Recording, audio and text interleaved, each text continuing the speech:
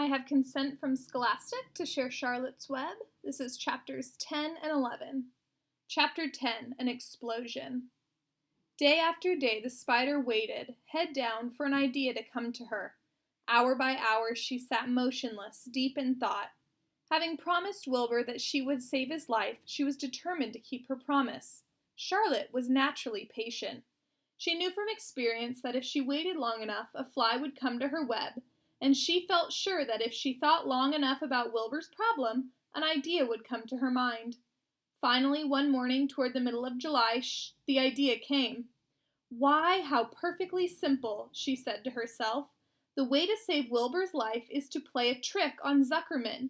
If I can fool a bug," thought Charlotte, "I can surely fool a man. People are not as smart as bugs." Wilbur walked into his yard just at that moment. "What are you thinking about, Charlotte?" he asked. "I was just thinking," said the spider, "that people are very gullible."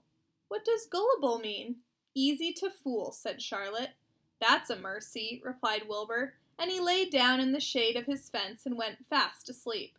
The spider, however, stayed wide awake, gazing affectionately at him, and making plans for his future. Summer was half gone. She knew she didn't have much time. That morning, just as Wilbur fell asleep, Avery Arable wandered into the Zuckermans' front yard, followed by Fern. Avery carried a live frog in his hand. Fern had a crown of daisies in her hair. The children ran for the kitchen. "Just in time for a piece of blueberry pie," said Mrs. Zuckerman. "Look at my frog," said Avery, placing the frog on the drain board and holding out his hand for pie. "Take that thing out of here," said Mrs. Zuckerman. "He's hot," said Fern. "He's almost dead, that frog." "He is not," said Avery. "He lets me scratch him between the eyes."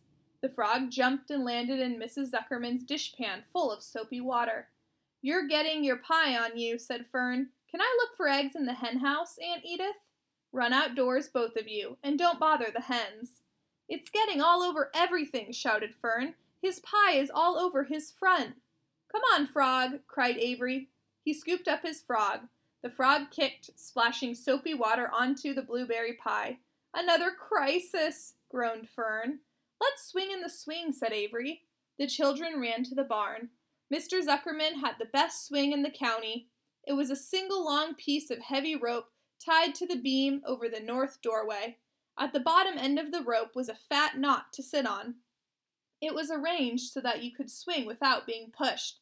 You climbed a ladder to the hayloft. Then, holding the rope, you stood at the edge and looked down, and were scared and dizzy. Then you straddled the knot so that it acted like a seat. Then you got up all your nerve, took a deep breath, and jumped. For a second you seemed to be falling to the barn floor far below, but then suddenly the rope would begin to catch you, and you would sail through the barn door going a mile a minute, with the wind whistling in your eyes and ears and hair. Then you would zoom upward into the sky and look up at the clouds, and the rope would twist, and you would twist and turn with the rope.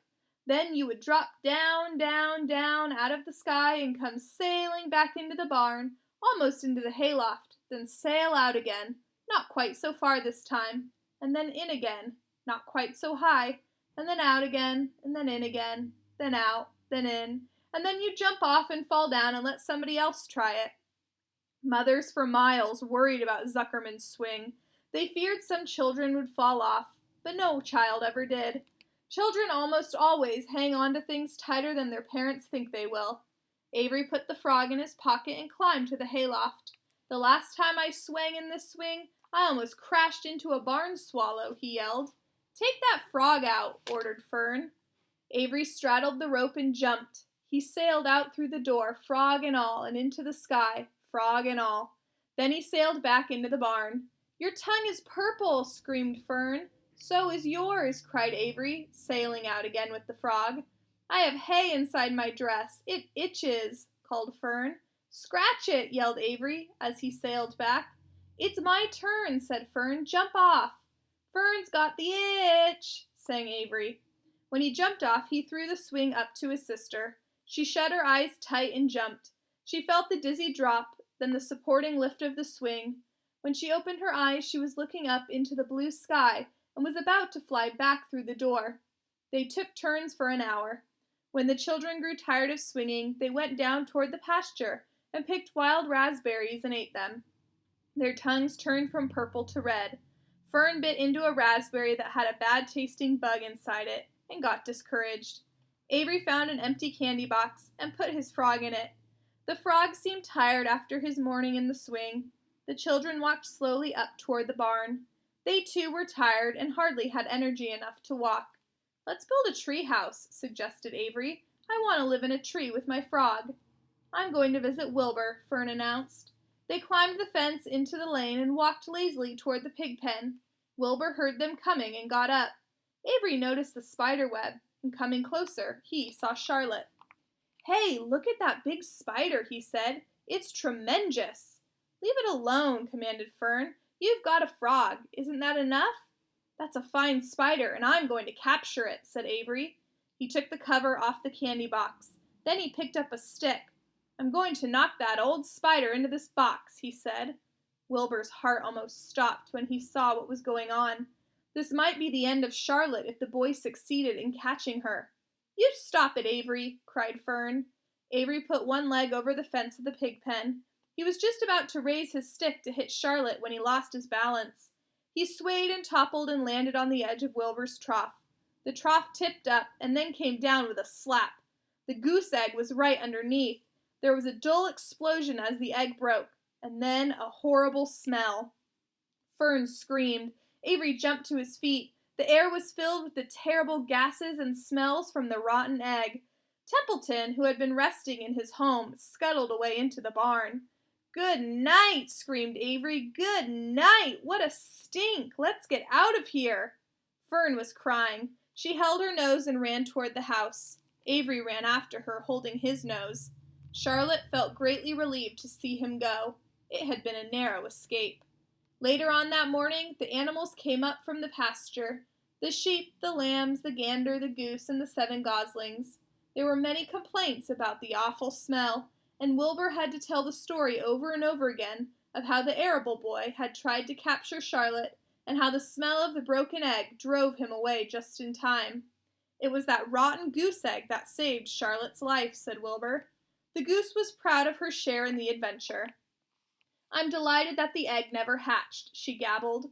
Templeton, of course, was miserable over the loss of his beloved egg, but he couldn't resist boasting.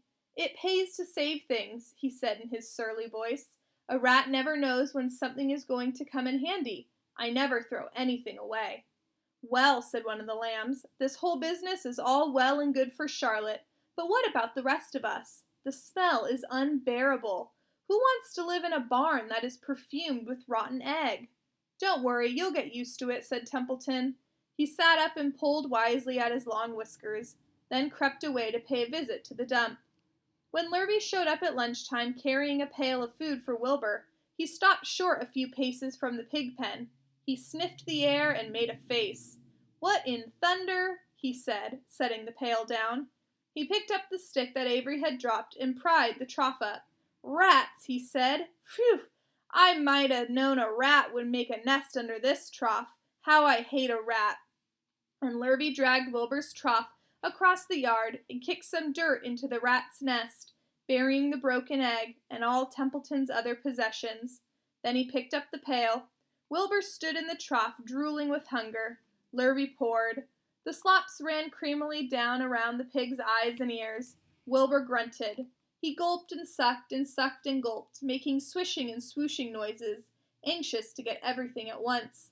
It was a delicious meal. Skim milk, wheat middlings, leftover pancakes, half a donut, the rind of a summer squash, 2 pieces of stale toast, a third of a ginger snap, a fishtail, 1 orange peel, several noodles from a noodle soup, the scum off a cup of cocoa, an ancient jelly roll, a strip of paper from the lining of the garbage pail, and a spoonful of raspberry jello. Wilbur ate heartily. He planned to leave half a noodle and a few drops of milk for Templeton. Then he remembered that the rat had been useful in saving Charlotte's life, and that Charlotte was trying to save his life, so he left a whole noodle instead of a half. Now that the broken egg was buried, the air cleared and the barn smelled good again. The afternoon passed, and evening came. Shadows lengthened. The cool and kindly breath of evening entered through doors and windows. Astride her web, Charlotte sat moodily, eating a horsefly and thinking about the future. After a while, she bestirred herself. She descended to the center of the web, and there she began to cut some of her lines. She worked slowly but steadily, while the other creatures drowsed. None of the others, not even the goose, noticed that she was at work. Deep in his soft bed, Wilbur snoozed. Over in their favorite corner, the goslings whistled a night song. Charlotte tore quite a section out of her web, leaving an open space in the middle. Then she started weaving something to take the place of the threads she had removed. When Templeton got back from the dump around midnight, the spider was still at work. Chapter 11. The Miracle. The next day was foggy. Everything on the farm was dripping wet. The grass looked like a magic carpet. The asparagus patch looked like a silver forest. On foggy mornings, Charlotte's web was truly a thing of beauty. This morning, each thin strand was decorated with dozens of tiny beads of water. The web glistened in the light and made a pattern of loveliness and mystery, like a delicate veil. Even Lurvy, who wasn't particularly interested in beauty, noticed the web when he came with the pig's breakfast. He noted how clearly it showed up, and he noted how big and carefully built it was. And then he took another look, and he saw something that made him set his pail down. There in the center of the web, neatly woven in block letters, was a message. It said, "Some pig." Lurvy felt weak. He brushed his hand across his eyes and stared harder at Charlotte's web. "I'm seeing things," he whispered. He dropped to his knees and uttered a short prayer. Then, forgetting all about Wilbur's breakfast, he walked back to the house and called Mr. Zuckerman. "I think you'd better come down to the pig pen," he said. "What's the trouble?" asked Mr. Zuckerman. "Anything wrong with the pig?" "Not exactly," said Lurvy. "Come and see for yourself." The two men walked silently down to Wilbur's yard. Lurvy pointed to the spider's web. "Do you see what I see?" he asked. Zuckerman stared at the writing on the web. Then he murmured the words, "Some pig." Then he looked at Lurvy. Then they both began to tremble. Charlotte, sleepy after her night's exertions, smiled as she watched. Wilbur came and stood directly under the web. "Some pig," muttered Lurvy in a low voice. "Some pig," whispered Mr. Zuckerman. They stared and stared for a long time at Wilbur. Then they stared at Charlotte. "You don't suppose that spider—" began Mr. Zuckerman, but he shook his head and didn't finish the sentence. Instead, he walked solemnly back up to the house and spoke to his wife. "Edith, something has happened," he said in a weak voice. He went into the living room and sat down, and Mrs. Zuckerman followed. "I've got to tell you, Edith," he said. "You better sit down." Mrs. Zuckerman sank into a chair. She looked pale and frightened. "Edith," he said, trying to keep his voice steady, "I think you had best be told that we have a very unusual pig." A look of complete bewilderment came over Mrs. Zuckerman's face. "Homer Zuckerman, what in the world are you talking about?" she said. "This is a very serious thing, Edith," he replied. "Our pig is completely out of the ordinary." "What's unusual about the pig?" asked Mrs. Zuckerman, who was beginning to recover from her scare. "Well, I don't really know yet," said Mr. Zuckerman, "but we have received a sign, Edith, a mysterious sign. A miracle has happened on this farm. There is a large spider's web in the doorway of the barn cellar, right over the pig pen, and when Lurvy went to feed the pig this morning, he noticed the web because it was foggy, and you know how a spider's web looks very distinct in a fog, and right spang in the middle of the web, there were the words, 'Some pig.' The words were woven right into the web. They were actually part of the web, Edith. I know, because I have been down there and seen them. It says 'Some pig,' just as clear can be. There can be no mistake about it. A miracle has happened, and a sign has occurred here on earth, right on our farm, and we have no ordinary pig."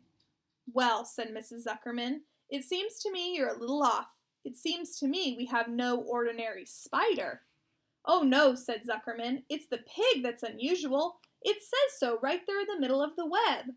"Maybe so," said Mrs. Zuckerman. "Just the same, I intend to have a look at that spider."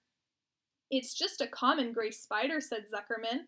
They got up and together they walked down to Wilbur's yard. "You see, Edith, it's just a common gray spider." Wilbur was pleased to receive so much attention. Lurvy was still standing there, and Mr. and Mrs. Zuckerman. All three stood for about an hour, reading the words on the web over and over, and watching Wilbur. Charlotte was delighted with the way her trick was working. She sat without moving a muscle, and listened to the conversation of the people. When a small fly blundered into the web, just beyond the word pig, Charlotte dropped quickly down, rolled the fly up, and carried it out of the way. After a while the fog lifted, the web dried off, and the words didn't show up so plainly. The Zuckermans and Lurvy walked back to the house. Just before they left the pig pen, Mr. Zuckerman took one last look at Wilbur. "You know," he said in an important voice, "I've thought all along that that pig of ours was an extra good one. He's a solid pig. That pig is as solid as they come. You notice how solid he is around the shoulders, Lurvy?" Sure I do," said Lurvy. "I've always noticed that pig. He's quite a pig." "He's long and he's smooth," said Zuckerman. "That's right," agreed Lurvy. "He's as smooth as they come. He's some pig." When Mr. Zuckerman got back to the house, he took off his work clothes and put on his best suit. Then he got into his car and drove to the minister's house. He stayed for an hour and explained to the minister that a miracle had happened on the farm. "So far," said Zuckerman, "only 4 people on earth know about this miracle. Myself, my wife Edith, my hired man Lurvy, and you." "Don't tell anybody else," said the minister. "We don't know what it means yet, but perhaps if I give thought to it, I can explain it in my sermon next Sunday. There can be no doubt that you have a most unusual pig. I intend to speak about it in my sermon and point out the fact that this community has been visited with a wondrous animal. By the way, does the pig have a name?" "Why, yes," said Mr. Zuckerman. "My little niece calls him Wilbur. She's a rather queer child, full of notions. She raised the pig on a bottle, and I bought him from her when he was a month old." He shook hands with the minister and left. Secrets are hard to keep. Long before Sunday came, the news spread all over the county. Everybody knew that a sign had appeared in a spider's web on the Zuckerman's place. Everybody knew that the Zuckermans had a wondrous pig. People came from miles around to look at Wilbur and to read the words on Charlotte's web. The Zuckermans' driveway was full of cars and trucks from morning till night. Fords and Chevys and Buick Roadmasters and GMC pickups and Plymouths and Studebakers and Packards and DeSotos with Geromatic transmissions and Oldsmobiles with rocket engines and Jeep station wagons and Pontiacs. The news of the wonderful pig spread clear up into the hills, and farmers came rattling down in buggies and buckboards to stand hour after hour at Wilbur's pen admiring the miraculous animal. All said they had never seen such a pig before in their lives. When Fern told her mother that Avery had tried to hit the Zuckerman spider with a stick, Mrs. Arable was so shocked that she sent Avery to bed without any supper as punishment. In the days that followed, Mr. Zuckerman was so busy entertaining visitors that he neglected his farm work. He wore his good clothes all the time now, got right into them when he got up in the morning. Mrs. Zuckerman prepared special meals for Wilbur. Lurvy shaved and got a haircut, and his principal farm duty was to feed the pig while people looked on. Mr. Zuckerman ordered Lurvy to increase Wilbur's feedings from 3 meals a day to 4 meals a day. The Zuckermans were so busy with visitors, they forgot about other things on the farm. The blackberries got ripe, and Mrs. Zuckerman failed to put up any blackberry jam. The corn needed hoeing, and Lurvy didn't find time to hoe it. On Sunday, the church was full. The minister explained the miracle. He said that the words on the spider's web proved that human beings must always be on the watch for the coming of wonders. All in all, the Zuckerman's pig pen was the center of attraction. Fern was happy, for she felt that Charlotte's trick was working and that Wilbur's life would be saved. But she found that the barn was not nearly as pleasant. Too many people. She liked it better when she could be all alone with her friends, the animals.